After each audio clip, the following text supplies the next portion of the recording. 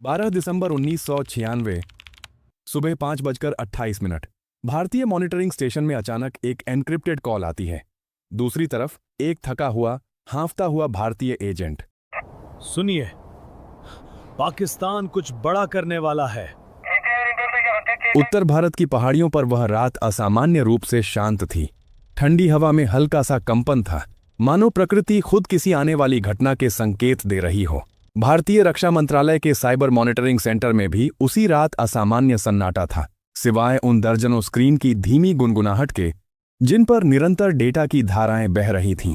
Colonel Arvind Chauhan, जो इस centre के प्रमुख विश्लेषक थे, हमेशा की तरह अपनी मेज पर झुके हुए थे। यह उनका रोज का रूटीन था, सैटेलाइट फीड, ड्रोन निगरानी और सीमा के पार से आने वाले हर संकेत को बारीकी से जांचना। लेकिन आज कुछ अलग था। उनके चेहरे पर फैली बेचैनी बताती थी कि उनके भीतर किसी गहरी शंका ने जन्म ले लिया है। शाम को उन्हें एक असामान्य रिपोर्ट मिली थी, एक उच्च रिजोल्यूशन सैटेलाइट चित्र जिसमें पाकिस्तान की एक दूरस्थ पहाड़ी घाटी दिखाई दे रही थी। पहले नजर में यह एक सामान्य सैन्य लॉजिस्टिक्स मूवमेंट जैसा लगता था, लेकिन कर्नल की निगाहें उस छोटे से धातु के ढांचे पर टिक गईं जो आधे अधूरे तिरपाल से ढका हुआ था। एक लांचर जैसा, लेकिन कैसा? उन्हें याद नहीं पड़ रहा था कि उन्होंने पहले कभी ऐसा डिजाइन देखा हो। कर्नल ने तुरंत अपने तकनीकी अधिकारी कैप्टन सविता को बुलाया। इस इमेज को 5 गुना झूम करो, उन्होंने कहा। स्क्रीन पर छवि स्पष्ट होते ही दोनों ने देखा, एक मजबूत चेसिस पर रखा गया लंबा कंटेनर। सामान्य ट्रक या लॉजिस्टिक कंटेनरों से अलग इसका ढांचा बेहद भारी था, जैसा कि मिसाइल सिस्टम के होता है। कैप्टन सविता ने धीरे से कहा, सर, ये लॉन्च ट्यूब जैसा लग रहा है, लेकिन पाकिस्तान के मौजूदा सिस्टम से थोड़ा अलग है। हाँ, कर्नल ने गहरी सांस लेते हुए कहा, कुछ नया है, कुछ ऐसा जिसे वो छुपाना चाहते हैं। सवाल है क्या? इस प्रश्न के उत्तर की तलाश में कर्नल ने तुरंत पूरे पिछले सप्ताह के सैटेलाइट रिकॉर्ड मंगवाए। एक एक फ्रेम को जोड़ते, घटाते, जांचते हुए 2 घंटे बाद एक पैटर्न उभरने लगा। वह तिरपाल ढका ढांचा पिछले 4 दिनों से अपनी जगह बदल रहा था, पहाड़ी रास्तों से होते हुए सीमावर्ती इलाके की ओर धीरे धीरे बढ़ रहा था। एक मिसाइल सिस्टम की इतनी सावधानी से मूवमेंट, चुपचाप रात के समय ढंके हुए वाहनों के काफिले में, ये सब किसी बड़ी तैयारी के संकेत थे। उसी रात भारत की इलेक्ट्रॉनिक इंटेलिजेंस यूनिट ने सीमा के पास एक अजीब सा रेडियो सिग्नल पकड़ा। आमतौर पर पाकिस्तानी सैन्य यूनिट्स सुरक्षित चैनलों पर बात करती थीं, लेकिन इस सिग्नल में कूट भाषा नहीं थी, बल्कि एक कोड वर्ड बार बार आ रहा था, शाहबाज 7 तैयार। इस शब्द ने तुरंत सेंटर की अलर्ट सिस्टम में लाल बत्ती जला दी। कर्नल अरविंद ने पूछा, शाहबाज 7 किस ऑपरेशन का कोड है? किसी के पास स्पष्ट उत्तर नहीं था। डाटाबेस में भी ऐसा कोई ऑपरेशन मौजूद नहीं था, यानी कुछ नया चल रहा था, कुछ ऐसा जिसे पाकिस्तान बहुत गुप्त रखना चाहता था। एक अनुभवी तकनीशियन बोला, सर, सिग्नल की फ्रीक्वेंसी वही है जो उनके स्ट्रैटेजिक हथियार यूनिट उपयोग करती है। पूरे कमरे में तनाव फैल गया। इसी बीच दोपहर को सीमा से लगे एक गांव से एक बेहद महत्वपूर्ण संदेश आया। यह संदेश भेजा था भारतीय खुफिया एजेंसी के एक स्लीपर फील्ड एजेंट ने, जिसका कोड नाम था कबीर। कबीर सालों से पाकिस्तान के दूरस्थ इलाकों में सामान्य नागरिक बनकर रहता था।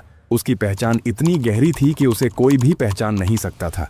उसके संदेश में सिर्फ एक लाइन लिखी थी, पहाड़ों में नया सामान आया है, भारी सुरक्षा, बाहरी यूनिट, कुछ बड़ा होने वाला है।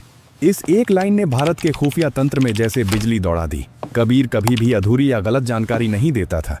कर्नल अरविंद ने तुरंत मीटिंग बुलाकर कहा, 3 स्रोतों से एक ही दिशा में इशारा मिल रहा है, सैटेलाइट तस्वीरें, रेडियो सिग्नल और मानव रिपोर्ट।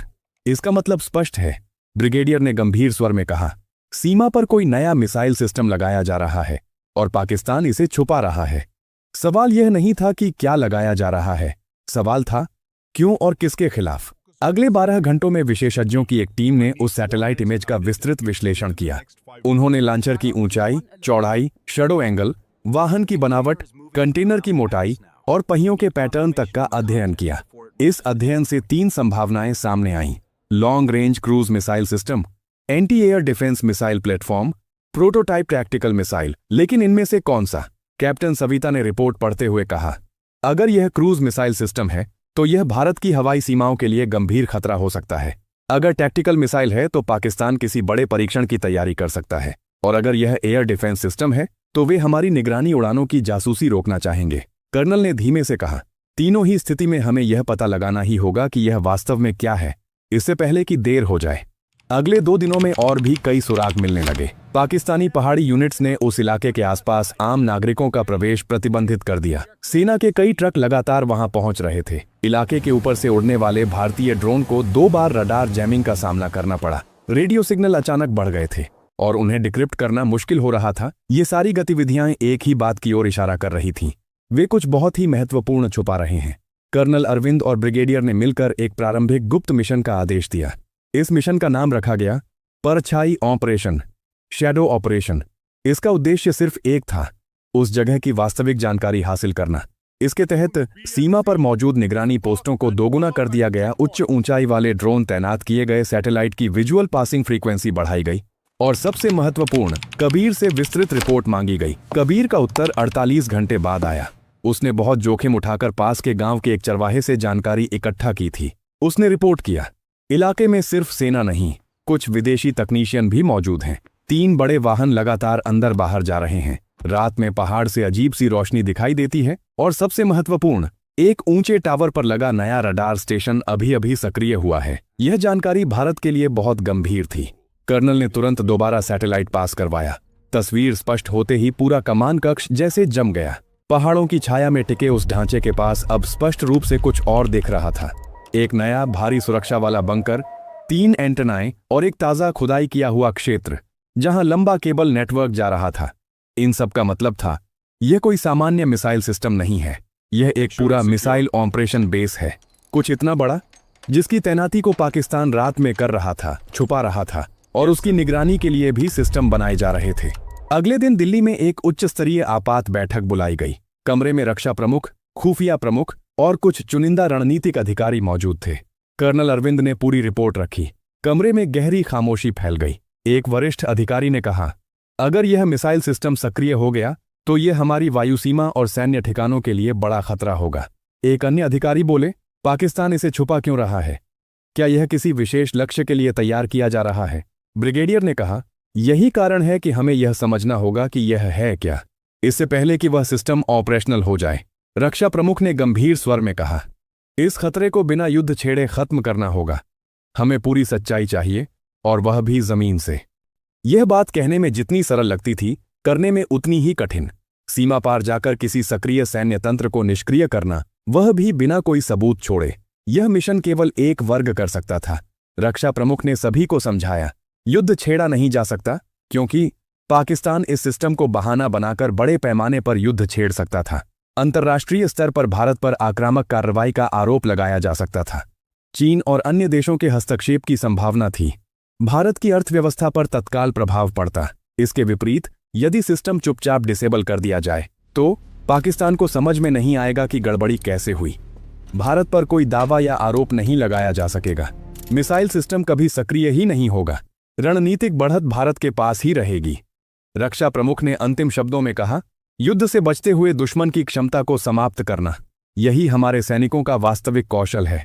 यही वह क्षण था जब मिशन की दिशा तय हो गई। मिशन के नाम पर अगले 1 घंटे चर्चा चली। कुछ नाम सुझाए गए, silent strike, dark single, night edge, लेकिन किसी में वह अर्थपूर्ण वजन नहीं था जिसकी तलाश थी। तभी कैप्टन सविता ने एक बात उठाई, सर, पाकिस्तान अपनी मिसाइल और एयर डिफेंस यूनिट्स को ईगल स्क्वाड के नाम से बुलाता है। अगर हम यह सिस्टम डिसेबल कर देते हैं तो उनकी ईगल यूनिट अंधी हो जाएगी। कुछ सेकंड की चुप्पी के बाद कमरे में मौजूद अधिकारी एक दूसरे को देखते हुए मुस्कुरा उठे। रक्षा प्रमुख बोले, तुम्हारा मतलब है ब्लाइंड ईगल? जी सर, कर्नल ने सिर हिलाते हुए कहा, यह बिल्कुल फिट बैठता है। हम उनका ईगल, उनका आकाश सुरक्षा तंत्र अंधा कर देंगे। और इस तरह ऑपरेशन ब्लाइंड ईगल नाम आधिकारिक रूप से तय हो गया। अब बात थी वह टीम चुनने की जिस पर भारत का यह अत्यंत गुप्त मिशन निर्भर करने वाला था। कर्नल अरविंद खुद इस टीम का नेतृत्व करने वाले थे। उन्होंने 6 नाम चुने और हर नाम एक कहानी था। 35 वर्षीय रुद्र भारतीय सेना के सबसे कुशल ऑपरेटिव्स में गिने जाते थे। उनका दिमाग तेज, हाथ स्थिर और निर्णय बिजली की गति से लिए जाते थे। उन्होंने कई अंतर्राष्ट्रीय गुप्त अभियानों में हिस्सा लिया था। उनकी एक खासियत थी, वे गोलियां चलने से पहले ही मिशन खत्म कर देते थे। उनकी उपस्थिति ही बाकी टीम को आत्मविश्वास देती थी। मीरा एक जीनियस थी। उनकी उम्र भले ही 28 थी, लेकिन उनके कौशल को दुनिया की शीर्ष सैन्य एजेंसियां भी मानती थीं। वह ऐसे कोड लिख सकती थीं जो सबसे सुरक्षित सैन्य नेटवर्क को भी चुपचाप बंद कर दें। इस मिशन में इलेक्ट्रॉनिक सबोटाज करने की असली कमान मीरा के पास ही थी। कबीर की एक खास पहचान थी। वे एक ही गोली से किसी भी दूरस्थ लक्ष्य को गिरा सकते थे। उन्होंने एलओसी पर कई कठिन परिस्थितियों में टीम की जान बचाई थी। उनकी निगाहें जैसे कंप्यूटर से भी अधिक स्थिर थीं। नवीन को देश के सर्वश्रेष्ठ एक्सप्लोसिव इंजीनियरों में गिना जाता था, लेकिन इस मिशन में हथियारों का उपयोग प्रतिबंधित था, इसलिए वे एक खास जिम्मेदारी उठाने वाले थे। एक ऐसा ईएमपी डिवाइस तैयार करना जो मिसाइल सिस्टम के इलेक्ट्रॉनिक सर्किट को स्थायी रूप से क्षतिग्रस्त कर दे, लेकिन कोई विस्फोट न करे। वली शांत, तेज और बिल्कुल परछाई की तरह काम करते थे। उनकी बॉडी लैंग्वेज में इतनी चुप्पी होती थी कि दुश्मन के ठीक पीछे जाकर भी उन्हें आहट तक पता नहीं चलती थी। रात के अंधेरे में वली प्रैक्टिकली अदृश्य हो जाते थे। रैना कम बोलते थे, पर उनकी आंखों से कुछ नहीं छूटता था। उनके द्वारा संचालित ब्लैक हॉक माइक्रो ड्रोन दुनिया के सबसे छोटे और सक्षम ड्रोन में गिने जाते थे। इनसे वह दुश्मन की मूवमेंट को हर पल ट्रैक कर सकते थे। कर्नल ने टीम के सभी सदस्यों को मुख्यालय के बैकरूम में बुलाया। कमरा पूरी तरह बंद था, फोन बाहर जमा कराए गए थे और हर सदस्य को गोपनीयता की शपथ दिलाई गई। कर्नल अरविंद ने टेबल पर नक्शा फैलाते हुए कहा, हमारा लक्ष्य एक नया मिसाइल सिस्टम है जो अभी निर्माण अवस्था में है, लेकिन बेहद खतरनाक क्षमता रखता है। पाकिस्तान इसे छुपाकर हमारी सीमाओं पर बढ़त हासिल करना चाहता है। उन्होंने नक्शे पर 3 लाल बिंदु लगाए, centre, radar station, launcher platform, control bunker. फिर उन्होंने धीरे से कहा, हमें तीनों को ब्लाइंड करना है और इसे ऐसा दिखाना है मानो सिस्टम में खुद खराबी आ गई हो। रुद्र ने पूछा, हम गोली चलाएंगे? कर्नल ने सिर हिलाया, नहीं। अगर एक भी गोली चली, अगर एक भी शव मिला, अगर एक भी गार्ड गायब हुआ, तो पाकिस्तान समझ जाएगा कि हमला हुआ है। यह मिशन है, बिना निशान छोड़े लक्ष्य को समाप्त करना। टीम के चेहरे पर गंभीरता फैल गई। यह केवल मिशन नहीं था, यह भारत के भविष्य की सुरक्षा का प्रश्न था। कर्नल ने 3 मुख्य चरण बताए। चरण 1, घुसपैठ। टीम रात में एलओसी पार करेगी। रास्ता बेहद जोखिम भरा होगा, सिर्फ वे पुराने गड्डियां जिन्हें वर्षों से किसी ने नहीं छुआ। चरण 2, अंदर पहुंचना और निगरानी साइट के आसपास 24x7 पहरा था। टीम को छाया, अंधेरे और इलाके की भौगोलिक संरचना का फायदा उठाकर अंदर पहुंचना होगा। चरण 3, साइलेंट सबोटाज। नवीन ईएमपी लगाएंगे, मीरा कंट्रोल बंकर में कोड ब्लॉक करेंगी, रैना ड्रोन से सुरक्षा मूवमेंट गाइड करेंगे, कबीर स्नाइपर कवर देगा, वली साइलेंसर टैक डाउन के लिए तैयार रहेगा, रुद्र पूरी कमान संभालेंगे और वापसी सुनिश्चित करेंगे। हमारा उद्देश्य दुश्मन को अंधा करना है, कर्नल ने कहा। उन्हें यह पता भी नहीं चलेगा कि वे अंधे हो चुके हैं। कर्नल ने मिशन ब्रीफिंग खत्म करते हुए कहा, यदि पकड़े गए तो सरकार किसी को वापस लाने का दावा नहीं करेगी। आप सब इस मिशन में अकेले हैं, लेकिन याद रखिए, भारतीय ध्वज आपकी हर सांस के साथ होगा। टीम के 6 सदस्य एकजुट खड़े हुए और एक स्वर में बोले, देश के लिए। और इसी के साथ ऑपरेशन ब्लाइंड ईगल आधिकारिक रूप से शुरू हो गया।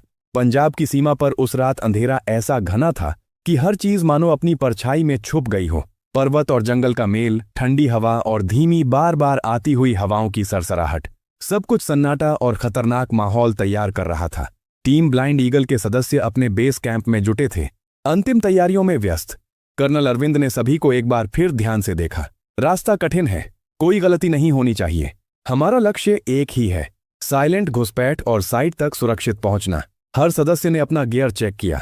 साइलेंसर वाले हथियार, जरूरत पड़ने पर night vision goggles, thermal detector scanner, drone control unit, EMP और इलेक्ट्रॉनिक डिवाइस। काफी देर तक क्रीक और जंगल के नक्शे देखे गए। रुद्र ने धीमे स्वर में कहा, हम सीधे पहाड़ी ट्रैक से जाएंगे। स्ट्रेटेजिक चेकपॉइंट्स के पास रात के अंधेरे में छुपकर गुजरना होगा। हमारे पास सिर्फ 2 घंटे का समय है। नीचे सूर्योदय से पहले हमें साइट के करीब होना है।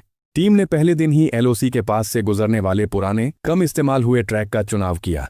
यह रास्ता कठिन था, बीच बीच में नदियां और झरने, ऊंची चट्टानें और ढलान, लगातार पत्थर गिरने का खतरा।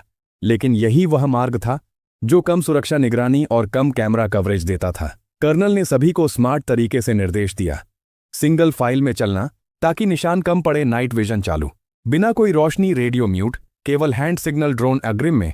आगे का मार्ग जांचने के लिए टीम धीरे धीरे आगे बढ़ी, हर कदम सावधानी से।